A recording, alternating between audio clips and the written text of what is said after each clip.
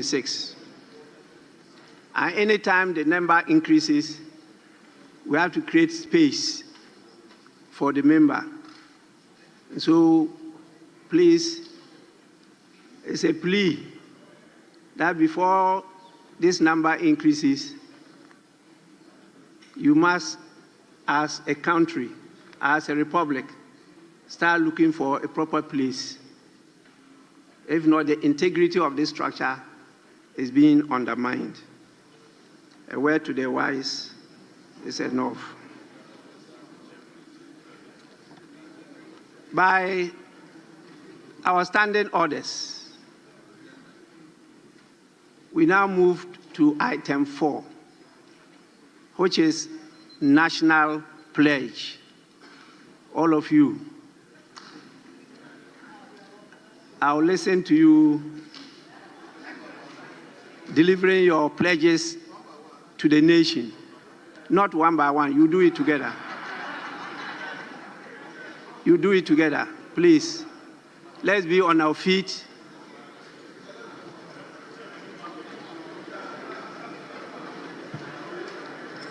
Honorable members, I promise on my honor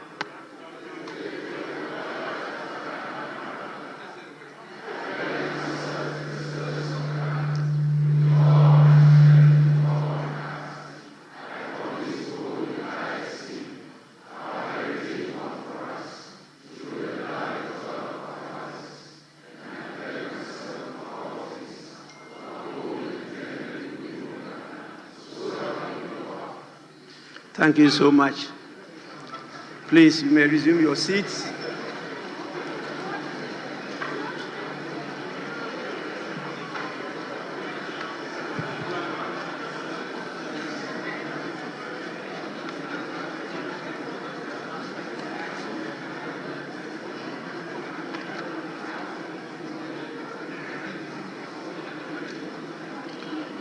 I believe that this is also a strong message to all Ghanaians, particularly our gallant Black Stars.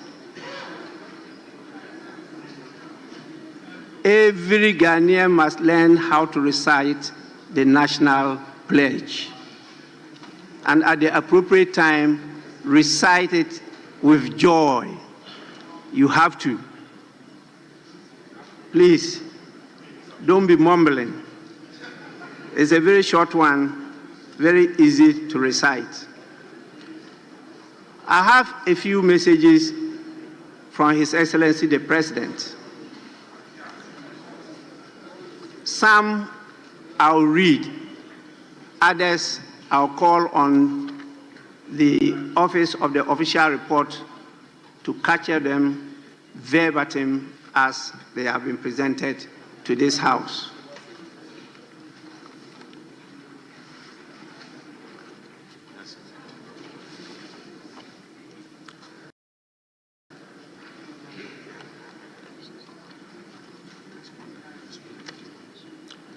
The one I will read deals with the nomination of the Chief Justice.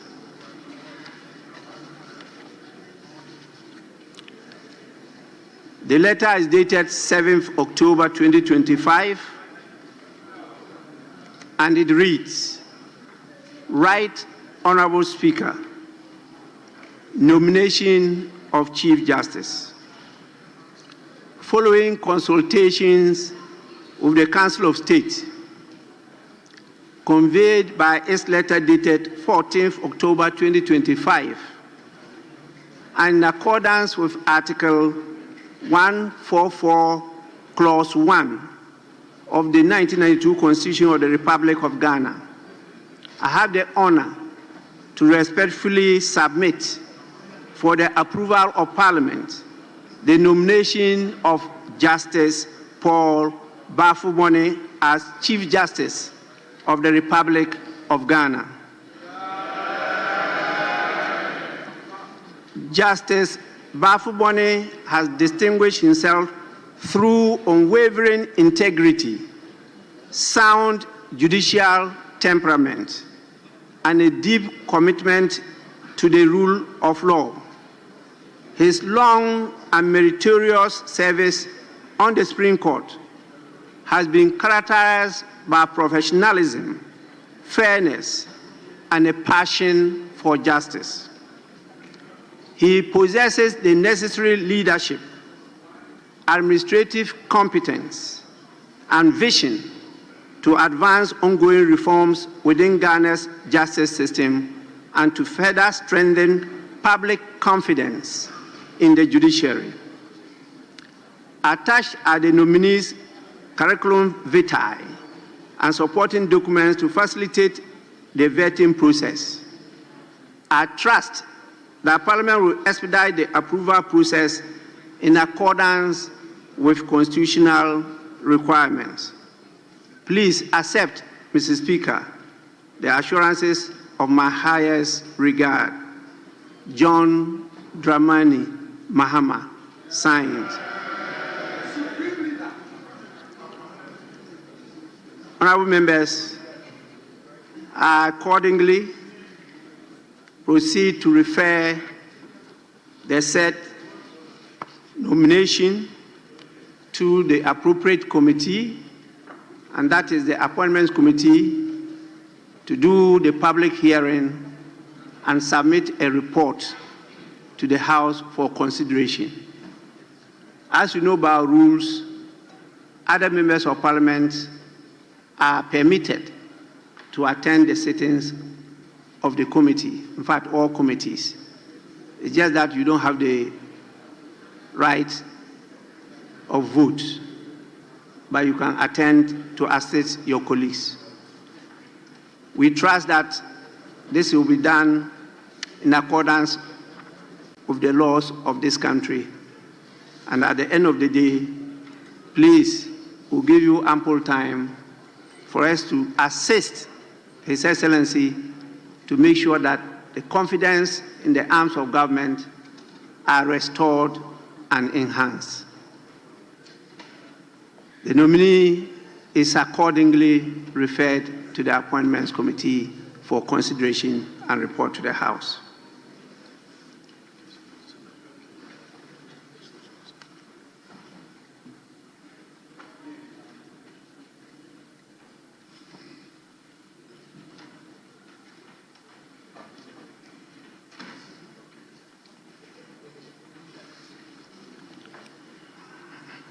There are two more that I have to read. One deals with the demise of our compatriots. And so we've been given notice of it. The letter is dated 7th August 2025, and it reads, Right Honorable Speaker, notice of demise. It is with profound sorrow and a heavy heart that I write to inform you formally and the Honorable House of the tragic loss of two distinguished ministers of state. One, Honorable Dr. Edward Omani-Boama, Minister for Defense. And two, Honorable Dr. Mohammed Mutala, Minister for Environment, Science and Technology. These two exemplary public servants, whose contributions to national duty were marked by diligence, patriotism, and an abiding commitment to the public good, sadly lost their lives in a fatal helicopter crash on the 6th of August 2025. We are also deeply grieved to report additional casualties. One, Alhaji Muniru Mohammed. Two, Dr. Samuel Sapon. Three, Mr. Samuel Abuaje. Four, Squadron Leader Peter Bafemi Anala. 5, Flying Officer Chum Ampadu. and 6, Sergeant N.S. Adu. Please accept, Right Honorable Speaker, the assurances of my highest consideration. Signed, John Dramani Mahama. Honorable members, I think it's proper for us to stand in honor to give our departed compatriots 1 minute silence.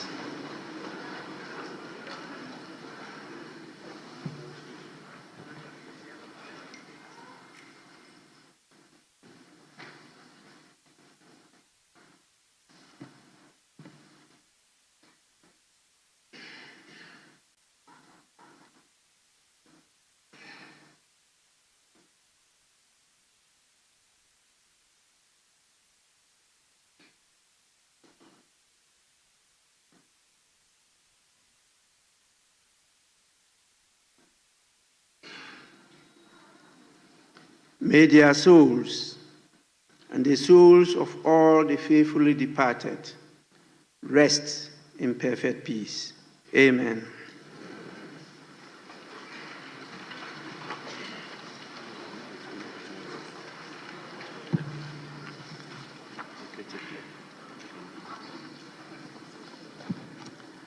Honorable members, as a result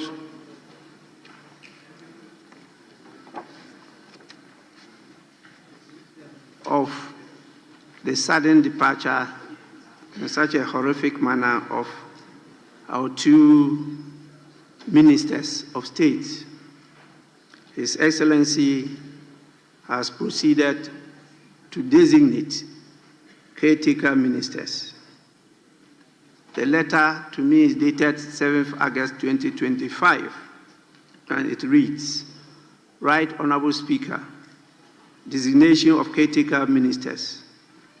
Following the tragic demise of the Honorable Minister for Defense and the Honorable Minister for Environment, Science and Technology, I wish to respectfully notify Parliament through your esteemed office of interim ministerial arrangements pending the appointment of substantive ministers. In accordance with the constitutional responsibility to ensure the continuous and effective administration of government, I have designated the following officials to serve in the caretaker capacity. 1, Dr. Kasiel Atuba Forson, MP, Minister for Finance, will additionally serve as caretaker Minister for Defense.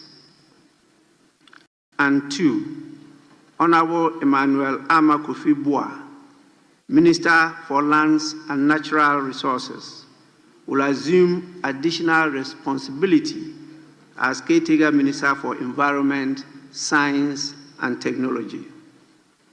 Please accept, Right Honorable Speaker, the renewed assurances of my highest consideration. Signed, John Dramani Mahama. The rest of the other letters, the communication from His Excellency, deals with absence from Ghana. And there are a number of them.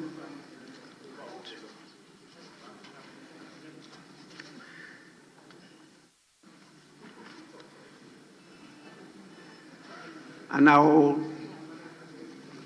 on your behalf, refer them to the Office of the Official Reporting to capture them verbatim in our proceedings as having been read to the House.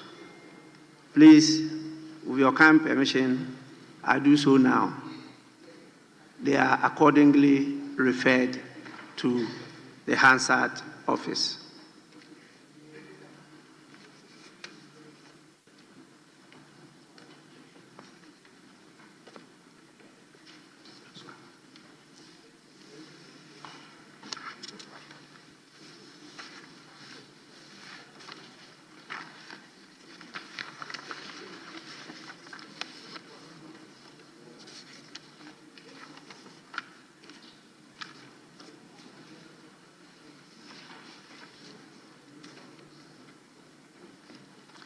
in view of the nature of business before the House, item 6 will just be to warmly welcome you all to the third meeting of the first session of the 9th Parliament of the 4th Republic of Ghana.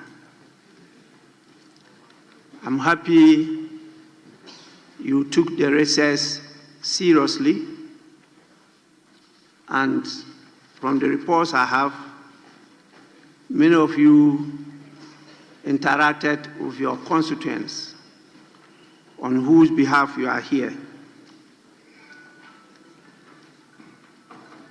I'm informed that you shared information with them on the work of Parliament, and you received a lot of inputs from your constituents. Committees also took advantage to visit a number of places, particularly government agencies and projects, to play their oversight role. There were a number of delegations to represent Ghana outside, particularly as now they place a lot of emphasis on parliamentary diplomacy. It's becoming a function, not just a duty, a function of parliaments in the world, parliamentary diplomacy. Apart from that, a lot of you also took time to benchmark, learn from other jurisdictions so that we could adopt and adapt what is suitable to our situation in Ghana, and you equally shared what we have there with our brothers and sisters all over the world. We will deal with them in detail later on. My duty is just to welcome you, and you are to expect the agenda of this meeting from the clerk to Parliament. You'll be given copies. We haven't finalized it because leadership are still in discussion with the government so that we could get total government business for this meeting. For parliamentary business, we have what we have to do for this third meeting. And some of you are also submitting private businesses, which are all part of the business of the House. So we've not firmed it up yet until leaders, together with the ministers, come out with a position, which by a procedure, the Speaker has to admit before it's referred to the clerk, who will put it before the business committee for them to schedule weekly for our attention. So please, you are warmly welcome, and I'll proceed now to give opportunity to your leaders. If they have some words, they will share with us before we get to the next item. And I'll do so by starting with the minority leader. Please, minority leader, you have some time to say a few words of welcome to your colleagues from the recess. We say recess. They recede from plenary session to engage in the other functions of the House outside plenary session. So they don't go, members of Parliament don't go on holidays or vacation. They recede to continue to do the work of member of Parliament. I think it's something that we have to consider, because the Labour Act expects that you should also have some leave. Some leave is done all over the world. Members of Parliament have leave so that you can rest.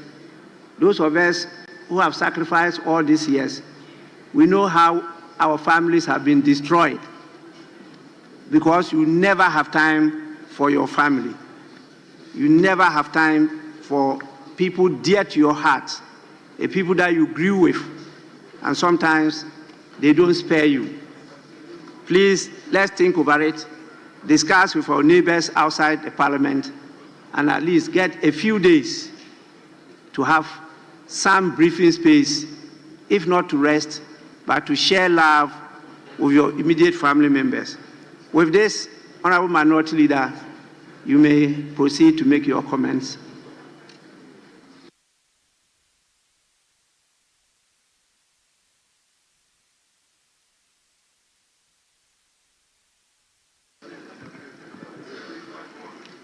Mr. Speaker, let me thank you for the opportunity to make my remarks as we reconvene for the third meeting of the first session of the 9th Parliament. Mr. Speaker, I begin by warmly welcoming your good self, your deputies, honorable colleagues in leadership, and all members of this House back to our legislative duties. I also extend this welcome to the Clerk to Parliament and his deputies, the dedicated staff of parliamentary service, and members of the Parliamentary Press Corps, whose support remains invaluable to the work we do. Mr. Speaker, during the recess, we were struck with sorrow with the passing of 8 distinguished citizens who served Ghana with dedication and honor. We mourn our respected colleague, Ibrahim Murtala Mohammed, Member of Parliament for Tamale Central, and Minister for Environment, Science and Technology and Innovation. We also remember Dr. Edward Omanibuama, Minister for Defense, Alhaji Muniru Mohammed, Acting Deputy National Security Coordinator, the Deputy Dr. Samuel Sapon, Vice Chairman of National Democratic Congress, and Samuel Abuaje, former parliamentary candidate, Squadron Leader Peter Bafami Anala, Flying Officer Manin Chum Ampedu, and Sergeant Ernest Adu Mensah. Mr. Speaker, the minority extends its deepest condolences to their families, loved ones, and all who mourn their loss. May their soul rest in perfect peace. Even as we are inspired by their dedicated service to recommit to public service with dignity, courage, and honor. Mr. Speaker, we have today also welcomed 2 new members of Parliament, a member for Akwitia and Tamale Central. Their arrival is a solemn reminder of both the grief we share and the hope we carry for renewed service. Mr. Speaker, the state of our nation's governance presents a mix of trials and opportunities, from economic hardship on the home front to unsettling development on the international stage. These past months have indeed tested our resilience as a country. Mr. Speaker, Ghanaians remain concerned about the economy. While recent indicators show modest macroeconomic gains, these are yet to bring real relief to the ordinary citizen. The truth is, stabilization means little if the youth remain unemployed and families still struggle with the cost of living. The mass dismissals across key state institutions represent a direct assault on the integrity of public service.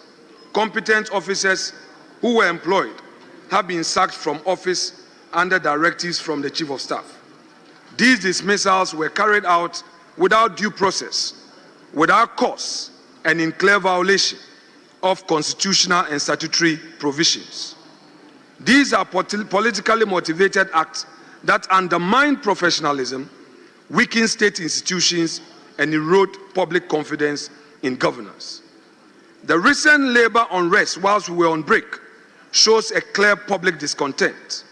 Over 200 junior doctors have worked for 10 months without pay, and more than 800 remain unposted.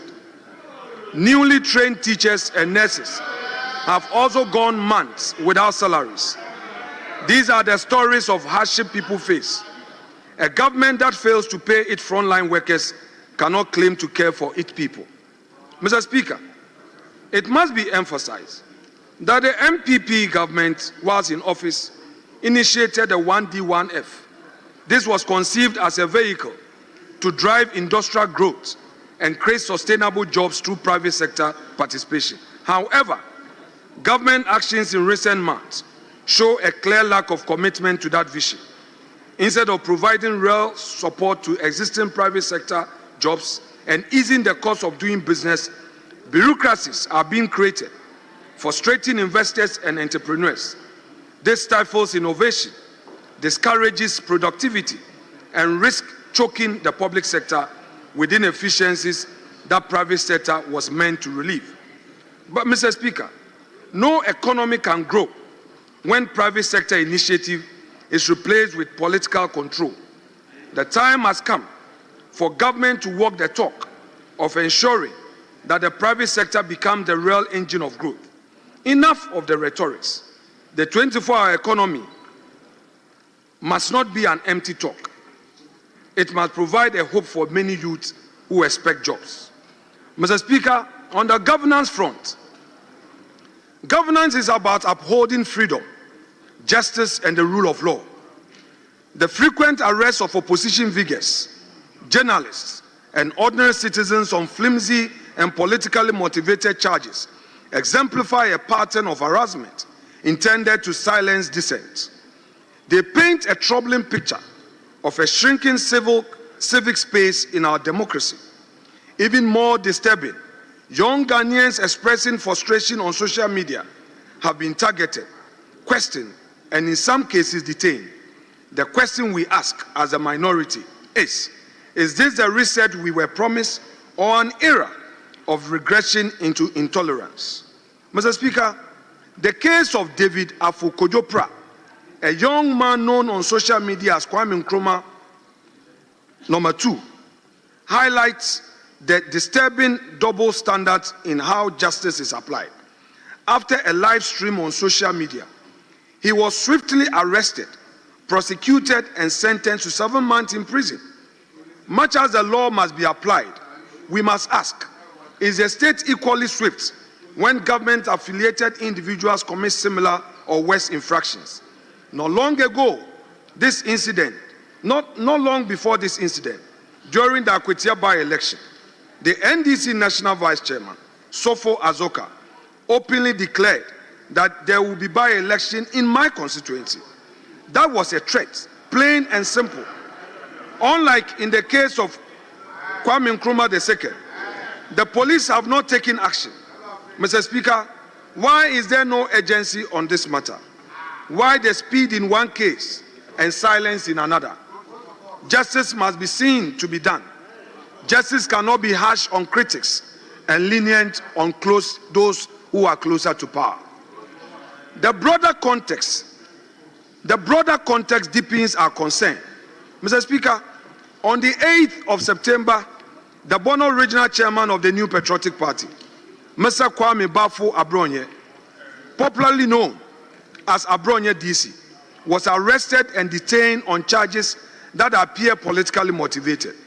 The court ruling in this case raises deeper constitutional questions. In delivering judgment, the presiding judge, His Lordship Akwa, cited George Orwell's Animal Farm, observing that, quote, all men are equal, but some are more equal than others, unquote, and went on to quote the late President Robert Mugabe, purportedly, quote, I can assure you of freedom of speech, but cannot assure you of freedom after speech, end quote. Mr. Speaker, these remarks to us as the minority, coming from the bench, convey an unsettling message that equality before the law and freedom of expression may no longer be treated as fundamental rights, but as privileges subject to interpretation and power. Such reasoning, if left unchecked, sets a worrying precedent for democratic governance and judicial independence. The use of Orwell and supposed quote from Mugabe to rationalize the restriction of free speech undermines the spirit of our Constitution, which guarantees every citizen the right to express opinion without fear of reprisal. Ghana's courts have long stood as the last line of defense for liberty, and any departure from that role risks eroding public confidence in justice itself. The minority, therefore, finds this trend dangerous and calls for restraint, reflection, and a renewed commitment to fairness, equality, and the true meaning of freedom under the rule of law. Mr. Speaker, the minority registers its unequivocal objection to the removal of the Chief Justice, Mrs. Gertrude Araba Esaba Saki Tokonu. We believe the process lacked transparency, violated constitutional principles, and set a dangerous precedent for judicial interference. 3 separate petitions were referred to the Puaman Committee. The committee only had 1 petition, then adjourned proceedings for continuation on the 15th of September. Yet, without notice to any party in the matter, the committee suddenly submitted a report on the 1st of September, and within 2 hours, an announcement was made of a removal. Was that adjournment a deception, Mr. Speaker? Even more troubling was a warrant of the suspension. It claimed to have made a prima facie determination, but to date, no one has seen such document, and this raises serious constitutional questions. The so-called Puaman report remains a secret document. We, the minority, shall not relent on our demand for a copy and a full disclosure of this report. Mr. Speaker, this matter goes beyond one individual. If this false and irregular process succeeds, it endangers every independent constitutional body. The Auditor General, the Electoral Commission, the National Commission for Civic Education, and even the Public Services Commission could be targeted next under the same Article 146 procedure. The question that must even be asked, that when a person is removed as a Chief Justice, does he or she remain a Justice of the Supreme Court? This will destroy the safeguards of accountability and erase the principle of probity from our governance. If judicial independence can be manipulated in this manner, we should not expect free or credible elections in future. Mr. Speaker, the judiciary is the last line of defense for our democracy, and any act that undermines its independence strikes at the heart of our constitutional order. The minority will resist any attempt to compromise the sanctity of the judiciary. Ghana's institutions must be protected from political manipulation, and we will not sit idly by while dangerous precedents are set. On the issue of illegal mining, we, the minority, are of the view that this represents one of Ghana's gravest governance challenges that has persisted across successive governments and which has escalated into a full-blown national crisis is the menace of illegal mining, popularly known as galamsey. The devastation caused by galamsey to our environment, water bodies, and public health cannot be overstated. Even as we convene today, Mr. Speaker, our rivers run brown with pollution.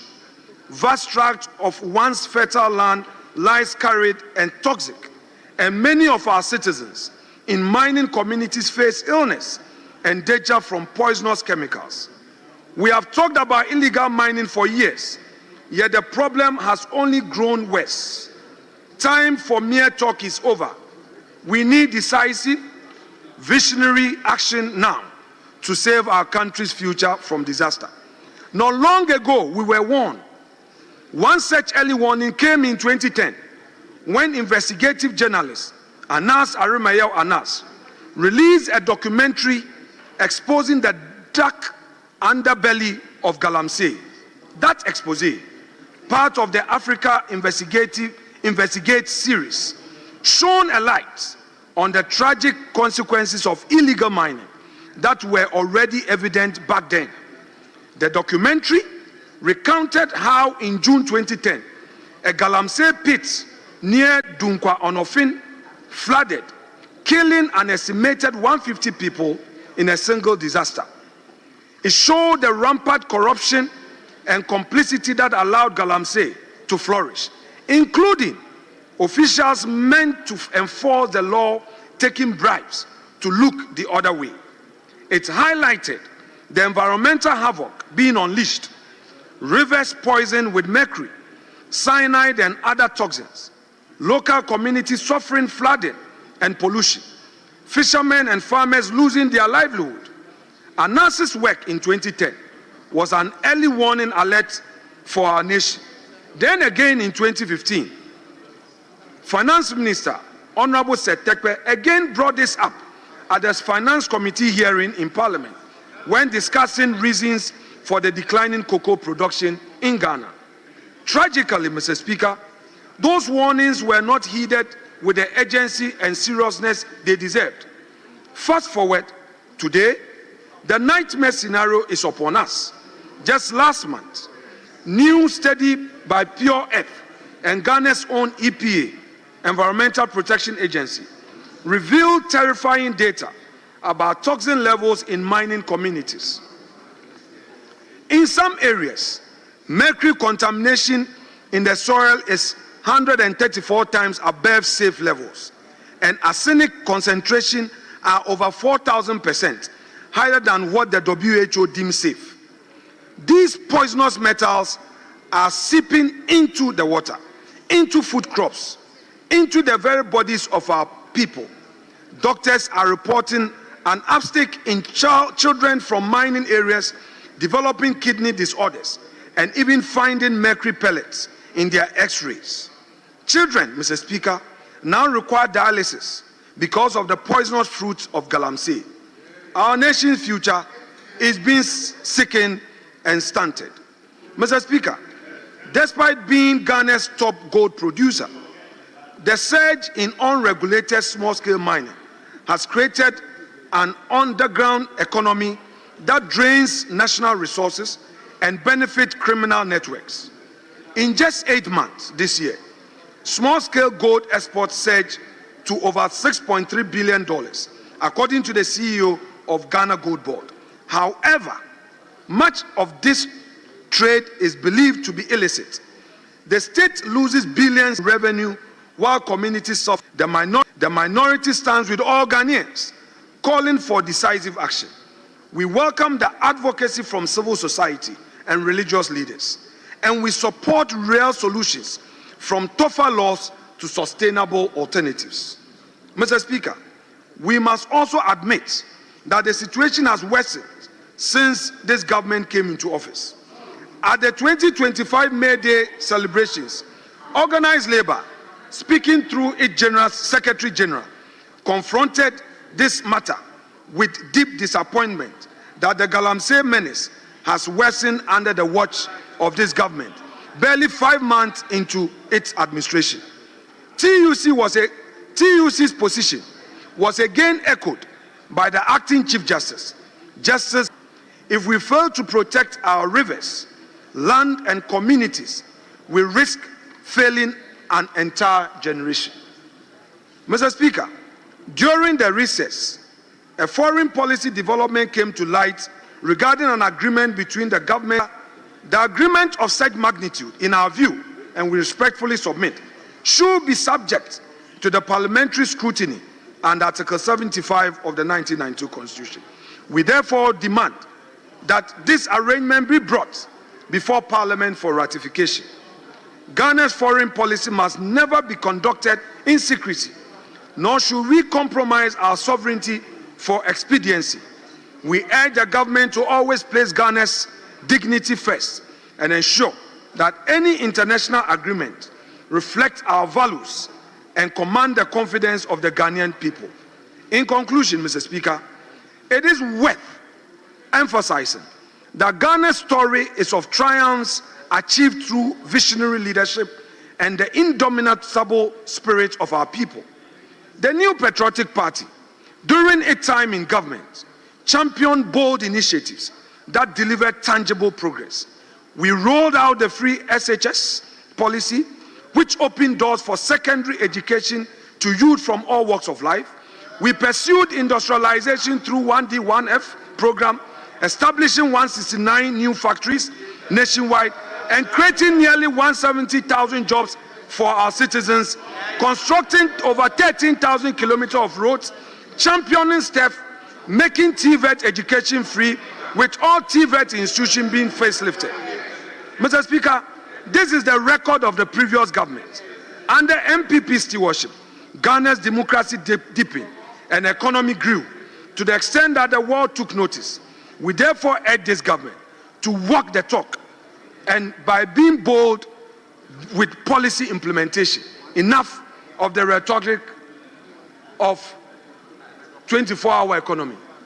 We've had one job, 3 shifts. Enough of it. We want the reality to be seen on the streets of Accra. Finally, Mr. Speaker, we cannot afford to lose hope.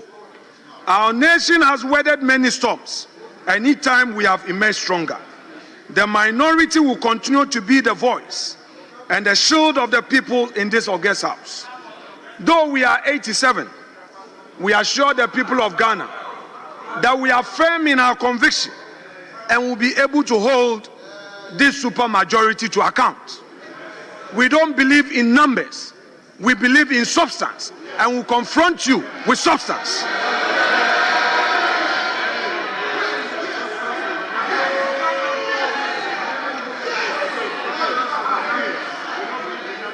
Mr. Speaker,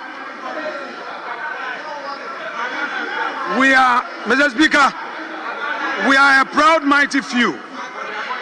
Mr. Speaker, we are a proud, mighty few who will speak truth to power and work tirelessly. Mr. Speaker, guided by discipline, hard work, and our faith in God. And Mr. Speaker, and inspired by your own hard work, when your party lost in 2000, you led a charge with fewer numbers, and within a short period, you made progress. We also inspired by what we saw in 2016, said that by 2020, your side had made progress.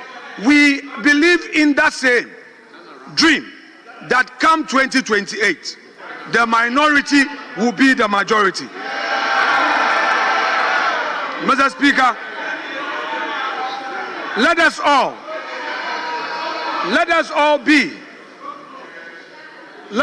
be in President Akufo-Addo's words, be citizens, not spectators. Mr. Speaker, I thank you so much for your kind audience, and I thank colleagues for indulging.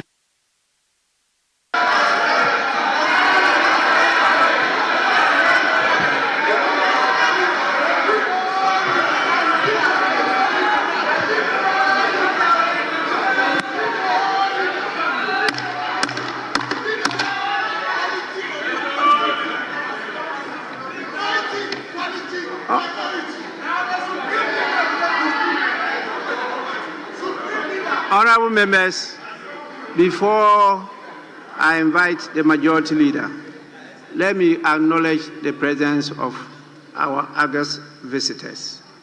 I think they've just given an indication some have to move to do other businesses. We have 3 groups of visitors from the following constituencies: Sanerigu, Akwatia, and Tamale. So we have Tamale Senior High School, my alma mater, led by one Chris Avia, who is the board chairman of the school. There are 60 in numbers, 60 of them all the way from Sanerigu. Please, you are welcome. I spent some years in your constituency to educate myself at the Tamale. That time we called it secondary school. not senior high. So we are happy to have you here to see what we do here. Thank you so much for taking the trouble to come down. And I'm sure your student parliament will learn a lot from this and join that so that you grow up with this culture. You are most welcome. Please, you may resume your seat. We have constituents from Akwatia constituency, led by the District Chief Executive, Honorable Umar Ahmed. They are 82 in number. 82 in number. I think they have moved out. They moved out, I'm sure, because after we saw in the MP, they decided to follow the MP. We also have constituents from Tamale Central constituency, led by Fuseini Yusuf, who is the secretary to the group. They are 102 in number. You are all welcome to your house. Honorable members, I will now invite the majority leader to give you warm words of welcome.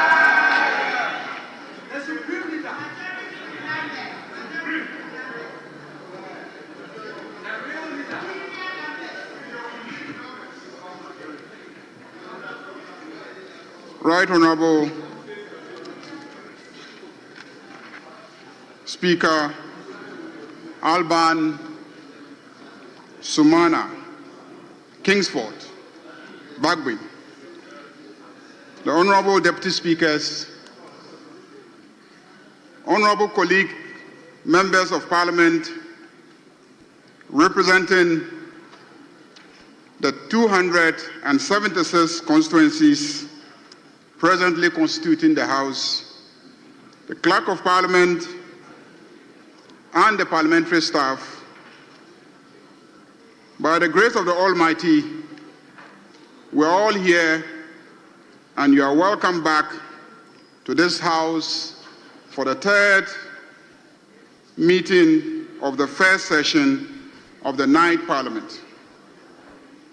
We have been duly summoned back by our most able Right Honorable Speaker, who remains a pillar of parliamentary democracy in the annals of our democracy's history.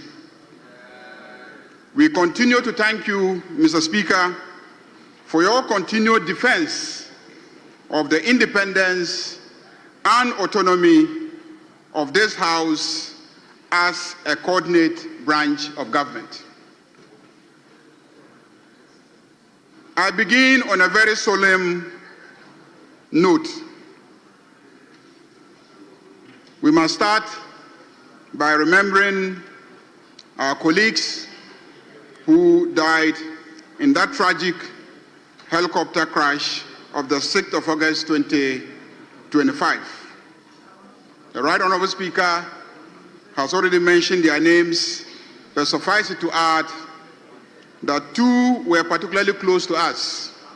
The Honorable Dr. Edward Kofi Omane-Boama, a non-voting member of this House and the then Minister for Defense, and Honorable Alhaji Dr. Murtala Ibrahim, the then Member of Parliament for Tamale Central and Minister for Environment, Science and Technology. The other distinguished Ghanaians who perished in the fatal accident have all been mentioned, and I will urge colleagues to remember them in their prayers. And on behalf of colleagues in this House, let me extend our condolences to the families of the bereaved and urge all of us to support the efforts to maintain their children. A minute of silence has already been observed in remembrance of our colleagues. Let me thank this House for that.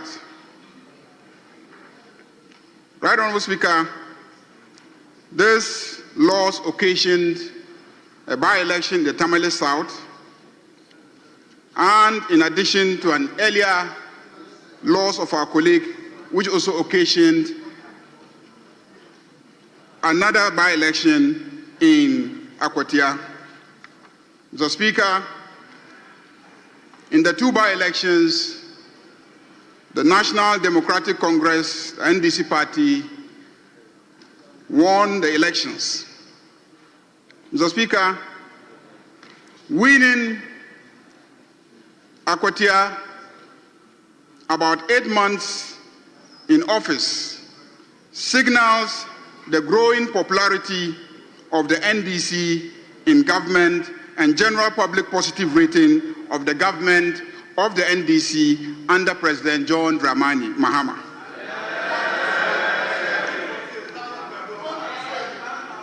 Mr. Speaker, with these two elections and the one that took place in Ablekuma, this House is now fully constituted. The independent members of this House remain 4. The NPP, which previously had a micro minority of 88, has had its number shrink further to 87. Mr. Speaker, I believe they are no longer a micro minority, but a minuscule minority. Mr. Speaker, micro could actually be a large number, because micro is a unit of measurement. 1 million can actually be micro when you are evaluating 1 billion. In English, when you want to describe something as very small, you say minuscule. The NDC supermajority will balloon to 185, and when we add our numbers to the 4 independents who have agreed to do business with us, the NDC will become a gargantuan majority. All I can say is, Mr. Speaker, so far, so excellent. During recess, MPs had the opportunity to observe the impact of work we did during our previous meetings, the budget we approved, the laws we passed, and the policies underpinning them. Our engagements revealed the persistent, urgent need to address youth unemployment. We must ensure that our laws and the policies that we enact create jobs. Ghana's population still remains very young. Citizens aged 15 to 35 make up over 38% of the population and 60% of the labor force. They face enormous barriers to economic inclusion. Indeed, they want jobs. In the 2024 Afrobarometer report of the CDD, concerns about unemployment was the topmost concern of most Ghanaians. This was followed by the management of the economy and then infrastructure. During this meeting of Parliament, members will focus on reviewing job creation policies of the various sectors. We propose to hold a special parliamentary hearing on the extractive industries with a view to exploring the impact on beneficial national economic development, overall benefit to the country, and in particular, the extent to which local content legislation are being enforced to create jobs for Ghanaians and ownership of the extractive industries. Every sector of our economy has a job creation potential, and our debates and deliberations in this meeting will focus on how this Parliament would hold sector heads accountable for ensuring that jobs are indeed created to the benefit of the Ghanaian youth. In this regard, most committees will be requested to conduct hearings on the extent of job creation policies and programs of the various sectors so we can enhance efforts towards job creation. Indeed, during the recess, we had the opportunity for committees to engage in field visits and engage with interest groups and governmental agencies, and we observed firsthand the impacts of the financial budget and economic policies and legislation we passed in the previous meetings of Parliament. Right, Honorable Speaker, I am proud to say that so far, so excellent.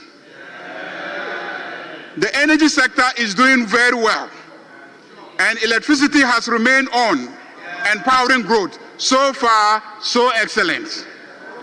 The economy is rebounding, and Ghana once again is gaining economic respectability globally. So far, so excellent. The Ghana cedi is gaining strength and stabilizing. So far, so excellent. Inflation has come down to single digit, and prices are coming down, and life is becoming affordable to the ordinary Ghanaian. So far, so excellent. We are paying our debts, and at the same time, we are not accumulating needless debts. So far, so excellent. We are spending on the right things, and within our means. We are spending, but spending wisely. So far, so excellent. Our schools are functioning well, and free HSS is well funded, and we have not experienced any disruption of the school year calendar in our constituencies during our recess. Let me repeat, our schools are functioning well, and free SHS is well funded, and we have not experienced any disruption of schools or school calendar in our constituencies. So far, so excellent. Mr. Speaker, the NHIA has paid a total of 2.84 billion Ghana cedis in claims to accredited healthcare providers across the country. This represents the most consistent payment trend since the scheme's inception. The NDC are the best implementers of social intervention schemes. As I address you, there are no arrears outstanding. Claim payments are now up to date, with reimbursements made monthly. A marked improvement from previous years when payments delayed for several months. This improvement has restored confidence among healthcare providers, stabilized service delivery, and enhanced the scheme's credibility across all regions. Additionally, the uncapping of the NHIL by His Excellency President John Dramani Mahama has released an additional 3.4 billion Ghana cedis to the NHIE, marking a historic fiscal breakthrough that secures sustainable funding for timely claims payment, expansion of coverage, and implementation of flagship reforms such as free primary health care and Mahama Cares. So far, so excellent. Mr. Speaker, the health insurance scheme is on track to reach an unprecedented 20 million active members by end of year 2025. So far, so excellent. Our hospitals and health facilities are being well funded, and Mr. Speaker, I can only say good things will happen to this country. Our metropolitan, municipal, and district assemblies are very well financially lubricated, with prompt transfers of 80% of the common fund allocations. Total disbursement for the first quarter of 2025 was 711,334,852 Ghana cedis and 56 pesos. That's the first quarter. Second quarter 2025 disbursement was also completed on 21st August 2025, and this was 1,318,484,908 Ghana cedis. Mr. Speaker, these disbursements are boosting local economies, as procurements which must be done at that level are being done to create local jobs and opportunities. So far, so excellent. Many progressive initiatives we approved in this House in the last meetings have been launched on course. Notably, the big push in road infrastructure is on course. So far, so excellent. Mr. Speaker, Info Analytics did some polls released on July 1st, 2025, and they revealed that 70% of Ghanaians believe the country is on the right track. 70% of Ghanaians believe the country is on the right track. So far, so excellent. As of September 2025, Global Info Analytics Survey found 58% believed the government was doing enough to fight against corruption, and 53% said corruption had improved. So far, so excellent. A similar report of Info Analytics in 2024 revealed that 65% of Ghanaians believe that the country was heading in a wrong direction. There is a clear turnaround in how Ghanaians perceive their country and their government now. We must stay the course in this direction, and the work of this meeting of Parliament must keep the pressure on our executive arm of government to keep delivering. In this regard, I want to assure Ghanaians that the overwhelming NDC majority will not treat our counterparts in the executive with kid gloves. We will continue to demand performance and delivery of promises made in our manifesto. Bipartisanship shall be our hallmark, so we will tolerate our minuscule minority and heed sound and genuine criticism. Mr. Speaker, this is a budget meeting. We will be receiving the 2026 budget statement in due course, but the signs of a very positive development are already clear. 95% of Ghanaians in a survey conducted by professional service firm PwC in July 2025 believe the country's macroeconomic performance in the first half of the year has met or exceeded expectations. 95% of Ghanaians believe that our macroeconomic performance, yes, our macroeconomic performance has met or exceeded expectations. Indeed, even members of the MPP cannot deny the fact that the indicators are looking very, very good.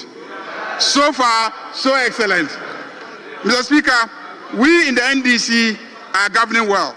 The president of Imani, Franklin Kujo, on July 5th, 2025, strongly endorsed President John Dramani Mahamed's recent decision to scrap fuel allowances and allocations for all political appointees, describing it as a wonderful initiative. So many wonderful initiatives that should be codified into law to prevent future reversals. So far, so excellent.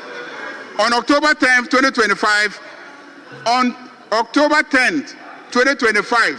the IMF stated that Ghana's economy is rebounding faster than anticipated, with macroeconomic stabilization taking root following a strong performance in the first half of 2025, underpinned by strong services activity, agricultural output, and others. So far, so excellent.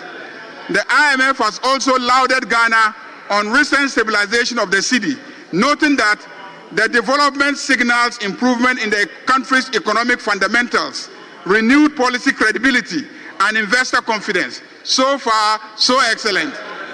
On May 7, 2025, Bloomberg rated the Ghana cedi as the best performing currency in the second quarter.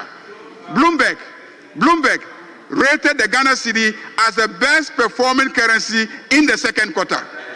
So far, so excellent. The positive endorsement of policies and programs this House approved keep coming locally and internationally.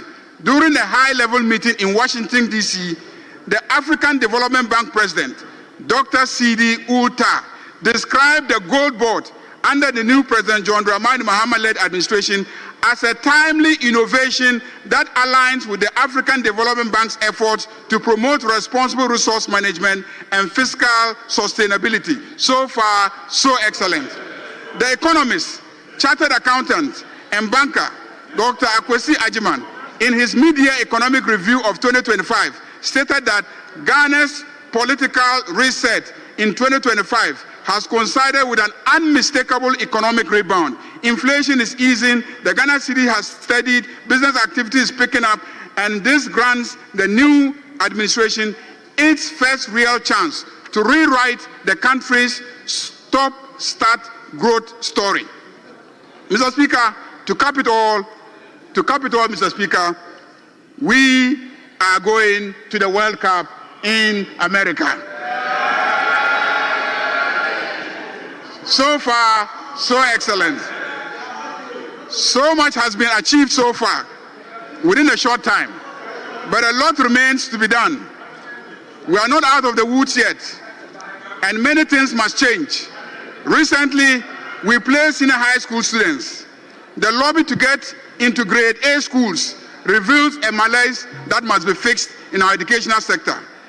There must be no grade A school and no grade B schools. We spend equally on all teachers in all schools. We in this parliament must do whatever it takes to fix all schools and demand equal performance. We pay equally to all schools. This House must begin to demand accountability and the greater standards of performance from all our services: education service, health service, judicial service, and all the public services of Ghana. Reforming attitudes there must engage our attention. The reset agenda must permeate our public services. Mr. Speaker, the story of Ghana is now being told in a positive light on all international platforms. The reset agenda of President John Dramani Mahama and the NDC party is on course. This House will sustain the agenda in this meeting. We will demand accountability for past acts of corruption and abuse of power and gross mismanagement of the economy. We will demand the full implementation of the report of Operation Recover or Loot. Right, Honourable Speaker, my team has engaged the various sector ministers with a view to understand the weight of government business to be brought before us during this meeting. If they all receive the expected cabinet approvals, we could have a heavy legislative program in addition to the usual very involving consideration of the national budget. Mr. Speaker, the Ministry of Health has planned to seek approval for some legislation, including regulations: the National Health Insurance Regulations, National Vaccine Institute Regulation, Ghana Medical Trust Fund Regulation, Allied Health Professional Council Regulations, and others. The Ministry of Education will seek the passage of the Kwame Nkrumah University of Science and Technology, change of university names. Mr. Speaker, there's been a cabinet directive to change the names of all the universities that were changed to individuals back to the names that they were given. A bill will be brought to this House to change and reverse all the changes of the names of the universities. Mr. Speaker, the ministry will also seek this House approval for the passage of the Ghana Book Development Council Bill, the University of Engineering and Agricultural Science Bonsu Bill, College of Education Amendment Bill, Chartered Institute of Procurement and Supply Chain Bill, the National Teaching Council Regulations, National Council for Curriculum and Assessment Regulations, National Schools Inspectorate Authority Regulations, Ghana Tertiary Education Commission Regulations, and others. The Ministry of Transport will seek passage of the Road Traffic Amendment Bill, the Road Traffic Amendment Regulations, Road Traffic Amendment, Ghana Shippers Authority Regulations, Ghana Ports and Harbours Authority Bill, ratification of the African Road Safety Charter, and others.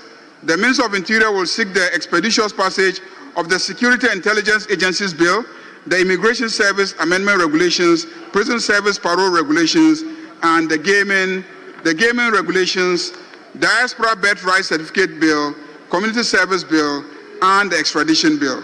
The Ministry of Lands and Natural Resources will want us to ratify a number of mining leases.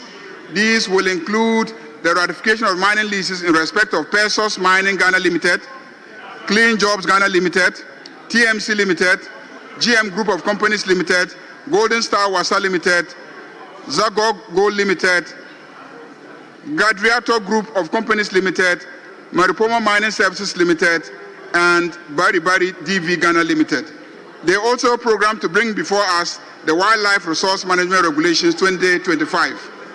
Right, Honourable Speaker, let me at this juncture mention that whilst we were away on recess, the issue of illegal mining, referred to as galamsey, became very topical.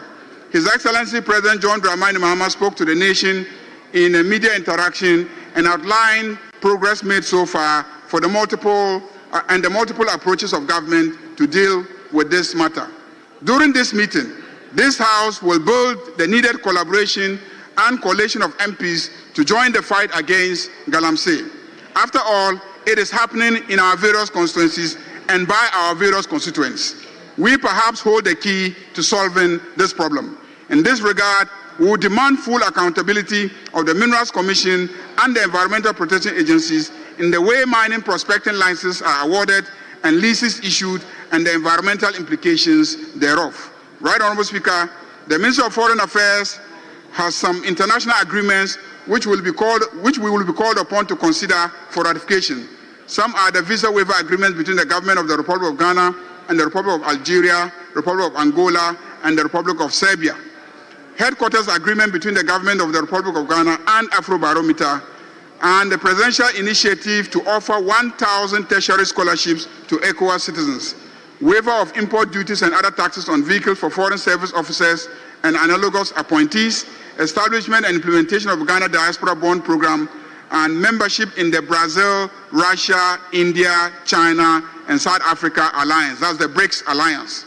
Let me mention that the issue of the need for parliamentary ratification of the agreement with the United States to receive ECOWAS citizens being repatriated back to the sub-region has been widely debated. If the appropriate legal advice to this House is that we should ratify it, we will consider so. But I can say with authority that the majority approves of the arrangement and highly commends government for negotiating the removal of the U.S. visa restrictions on Ghanaians. Given our business and social ties with America, these restrictions were going to be extremely burdensome to many Ghanaian businesses and families. The Ministry of Land, Local Government, Chieftaincy, and Religious Affairs will seek the passage of the Local Governance Amendment Bill, Coastal Development Authority Repeal Bill, Middle Belt Development Authority Repeal Bill, and the program that the Ministry of Energy and Green Transition include the ratification and passage of National Petroleum Authority Bill, ratification of petroleum agreements in respect of Block GHB01 involving the Government of Ghana, GNPC, GNPC Exploco, and TriStar Upstream Oil and Gas Limited. They will also seek the passage of the Nuclear Power Corporation Bill and then the Renewable Energy Authority Bill and the establishment of the Ghana Energy Regulatory Commission. They will also seek the passage of the West African Gas Pipeline Amendment Regulations. The Ministry of Gender, Children and Social Protection will seek the passage of the Affirmative Action Gender Equity Regulations 2025 and the Social Protection Regulations. The Office of the Attorney General and Ministry of Justice has a tall legislative program. They include the passage of the Tribunals Bill, the Legal Education Reform Bill, the Conduct of Public Officers Bill, Economic and Organized Crime Amendment Bill, Ghana Intellectual Property Office Bill, Interstate Succession Bill, Legal Profession Bill, Notaries Public Amendment Bill, State Property and Contracts Amendment Bill, Court of Appeal Rules, Economic and Organized Crime Office Operations Regulations, Economic and Organized Crime Office Terms and Conditions of Service Regulations, High Court Civil Procedure Amendment Rules, Interpretation Regulations, Legal Aid Commission Regulations, and others. Minister of Sports and Recreation will bring the following for consideration: the Sports Fund Bill, Sports Fund Regulations, National Sports College Bill, Anti-Doping Regulations, and others. The Ministry of Defense plans to have us consider the National Defense University Bill and the Defense Industrial Development Corporation Bill. I cannot list entirely the legislative program. It promises to be weighty. I therefore urge colleagues to dedicate time and energy to the task ahead of us in this meeting. But I must mention that once again, we will have an opportunity to vet a nomination to the position of Chief Justice of Ghana. It shall definitely be a momentous occasion. Need I say that the nominee should prepare to earn the approval of this House. Right, Honorable Speaker, to ensure greater efficiency, I have engaged with colleague leadership of the minuscule minority, and we have agreed that this meeting will always schedule government business before personal business. That way we will ensure that MPs come on time, we transact government business first, and then afterwards we move to individual statements, MPs, questions to ministers. We believe that this will even be convenient for MPs given the fact that we now have our own television channel and enjoy live coverage. This parliament has many new members. I urge you not to stop learning. Please sit in the house and observe and learn. Build your capacity to participate effectively, and do participate effectively. You can only learn by practice. Right, Honorable Speaker, as usual, we count on your continued guidance. You know it all, and under your guidance, we cannot go astray. Let me congratulate you for Ghana's parliament once again being adjudged the most open parliament in Africa by the Africa Open Parliament Index. This is the second time our parliament has won this coveted award, having won it in 2022. All this bears testimony to your remarkable leadership, Mr. Speaker, and foresight in managing this noble institution. Congratulations, Mr. Speaker. Honorable colleagues, I welcome you back to this House for the third meeting of the first session of the ninth Parliament. May the Almighty God direct our every step, and may the work we will do together in this meeting make Ghana great and strong. Thank you very much, Mr. Speaker.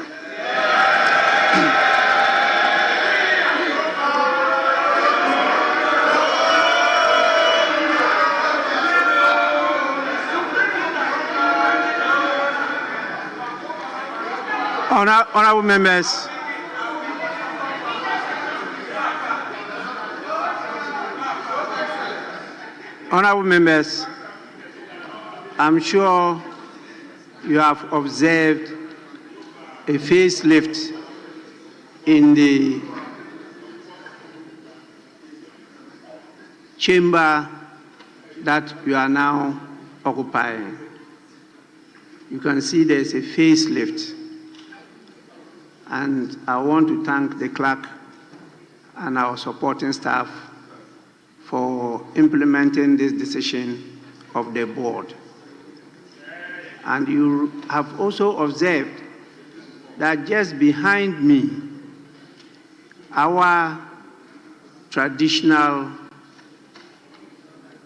attire, our own hand-woven cloths, are distinguished, and you can see there have been also a renewal of those majestic cloths. I think you have read that I led a delegation, including the second Deputy Speaker and some members of staff, to at least share our condolences with the King of Ashanti, Otumfuo Osei-Tutu II, for the loss of our mother, the Queen Mother. You have read that we did make a request, because this was the gracious presentation of His Majesty the King, when the Parliament started in January 1993. They had lost some favor, and so we appealed to him if he could graciously come and renew them, and he immediately accepted and directed that it be done. The next day, to our surprise, the team was down here in Accra, and you can see a complete, fresh renewal of those majestic cultural display of our talents.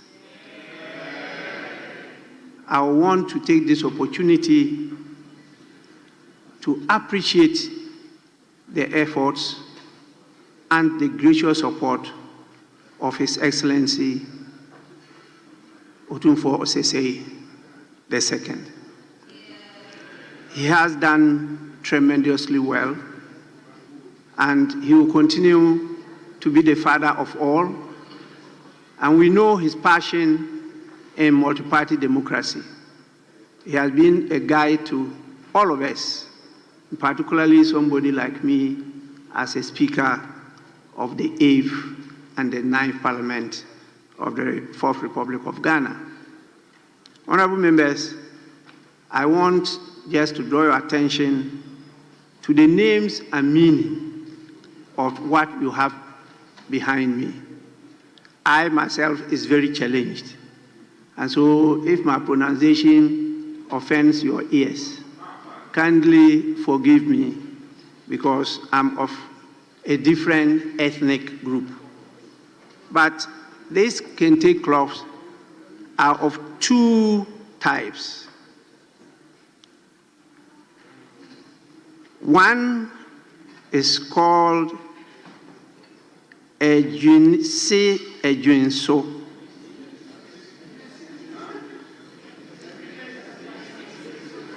Agency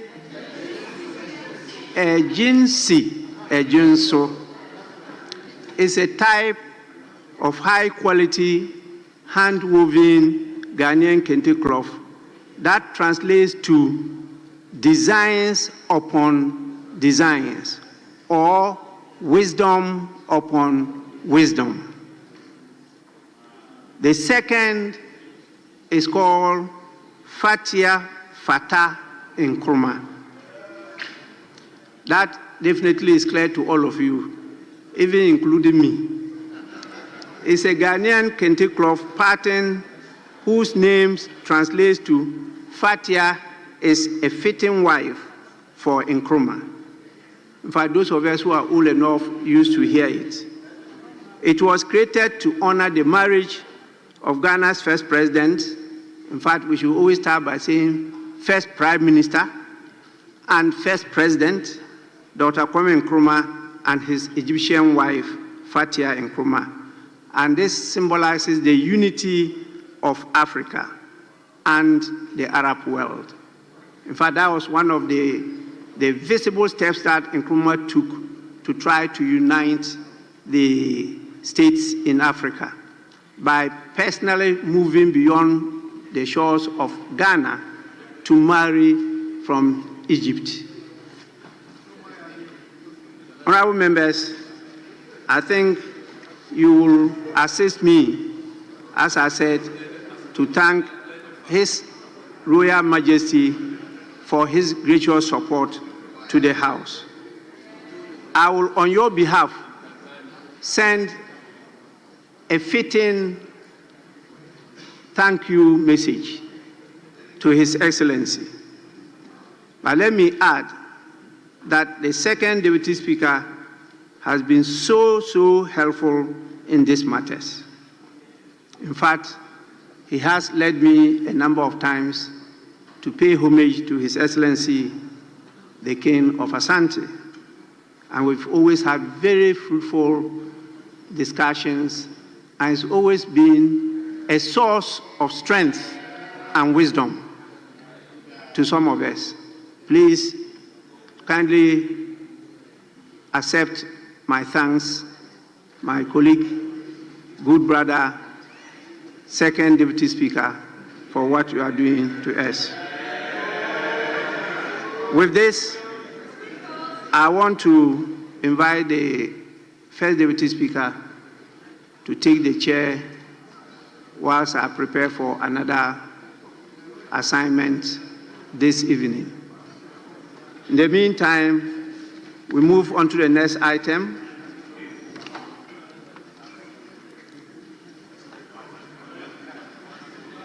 Which is the routine business of correction of votes and proceedings and official report. Honorable members, we'll start with the votes and proceedings of Friday, 1st August 2025. Page 1. Page 2. Page 3. Page 4.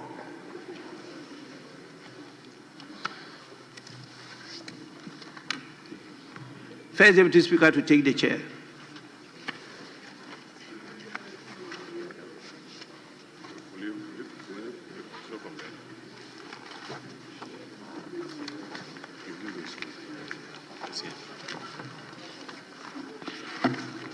Page 5.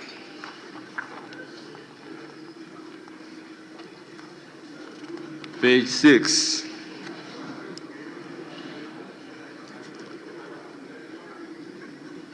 Page 7. Page 8.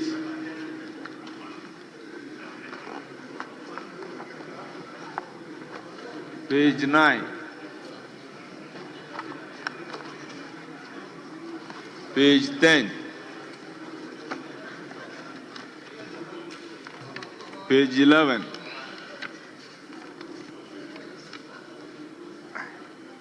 Page 12.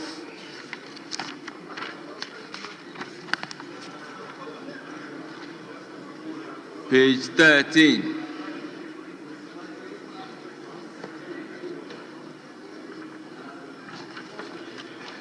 Page 14.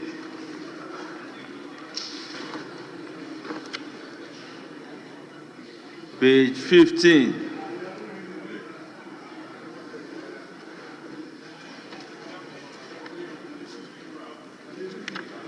Page 16.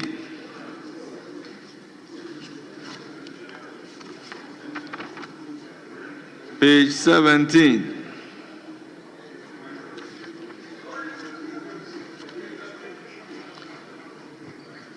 Page 18.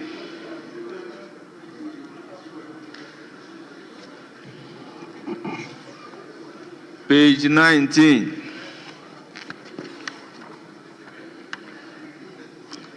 Page 20. Yes, Honorable Kingsley Nyako. Mr. Speaker, I stood up when I got to page 16. Page 16, opening. Roman numerals II and III. I'd like you to check Achim. I think it's supposed to be AKIM. So let us cross check and get the right name. II and III. Achim West is West Akim, AKIM, and III2 should be AKIM. Thank you. Very well, thank you very much. Table office, check the spelling, whether it is Achim or Akim. And also, Mr. Speaker, with respect, on page number 19, under one opening, the committee met on Wednesday, 25th July 2025 at 2:15 a.m. I think it's supposed to be p.m., not a.m. Thank you. Very well. Table office, take note. Page 21.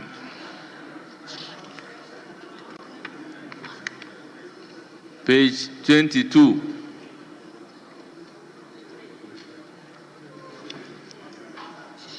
Page 23.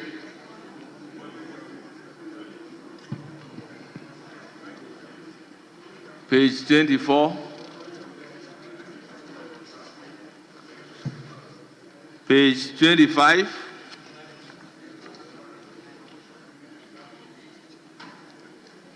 Page 26.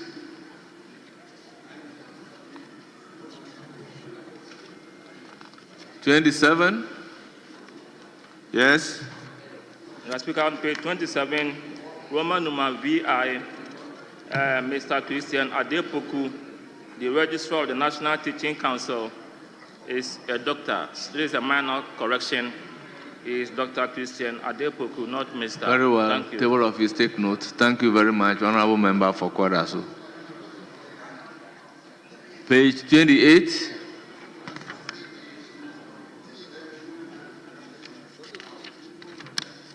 29,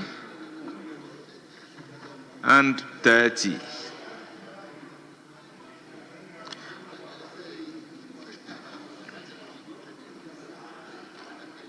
Honourable members, subject to the corrections, the vote and proceedings of Friday, 1st August 2025 is hereby adopted as the true records of proceedings.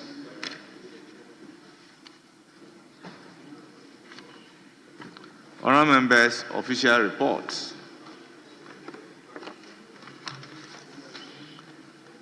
Honourable members, we have two official reports.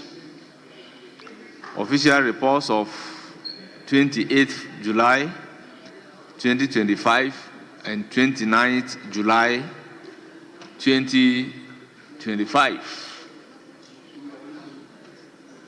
Honourable members, let's consider 28th July first. It is for your corrections.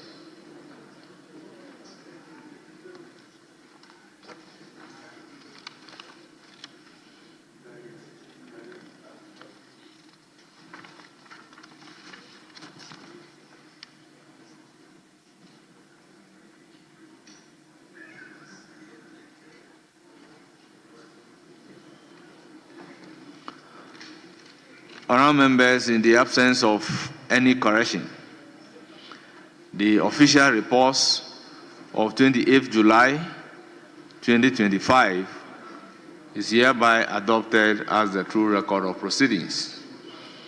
Now, official reports of 29th July 2025 under correction.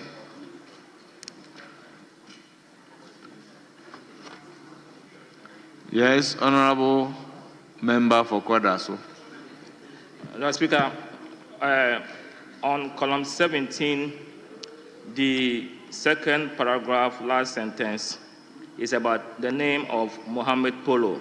There is something manner, Mohammed Polo. Mohammed is spelled M-O-H-A-M-E-D. I think it should be double M. So if table office can check, and if it is double M, then they make the necessary changes. Then you come to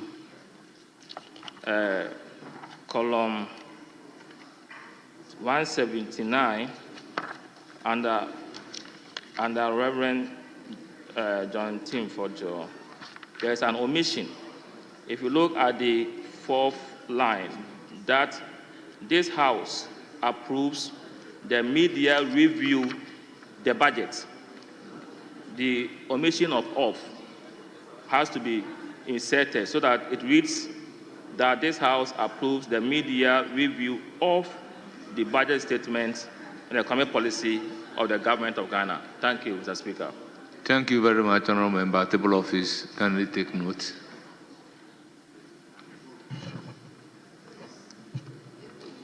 Honourable members, in the absence of any further correction, the official reports of 29 July 2025 is hereby adopted as the true record of proceedings.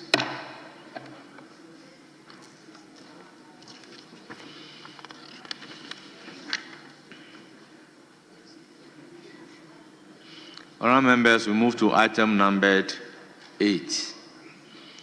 Business statement for the first week. Chairman of the Business Committee and the Majority Leader. Thank you very much, Right Honourable Speaker.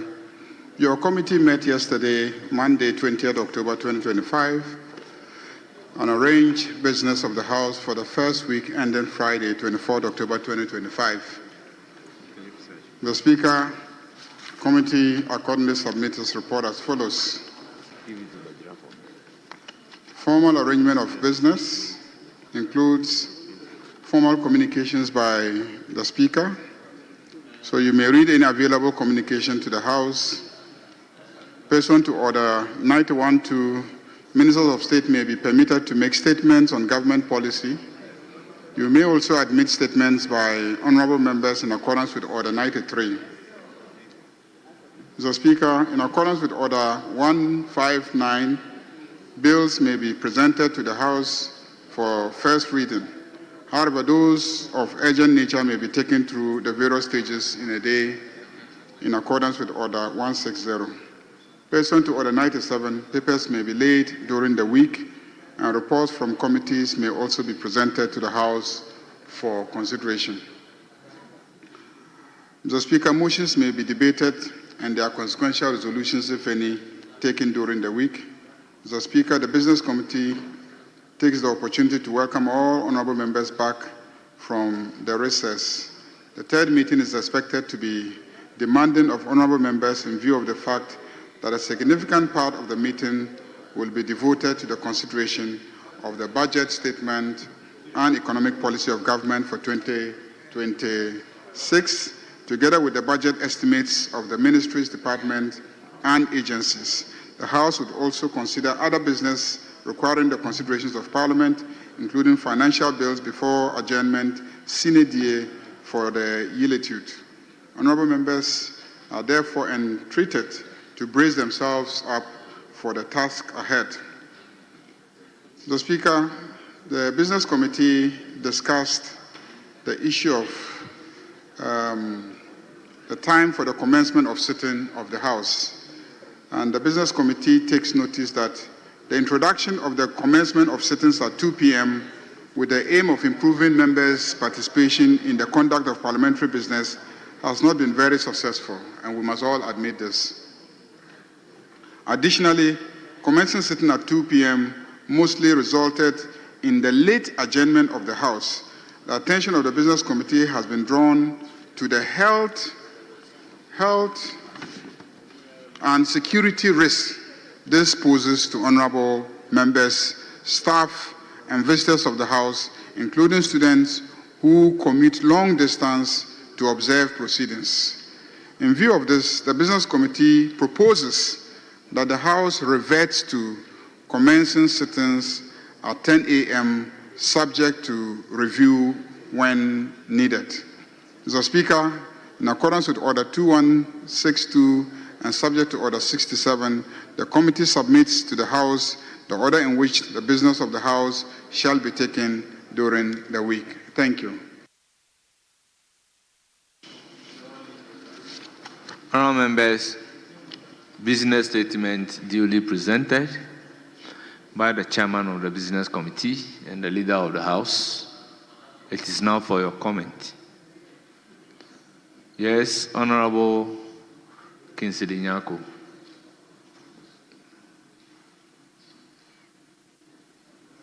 Mr. Speaker, I would like to commend highly the Business Committee for this statement for the week.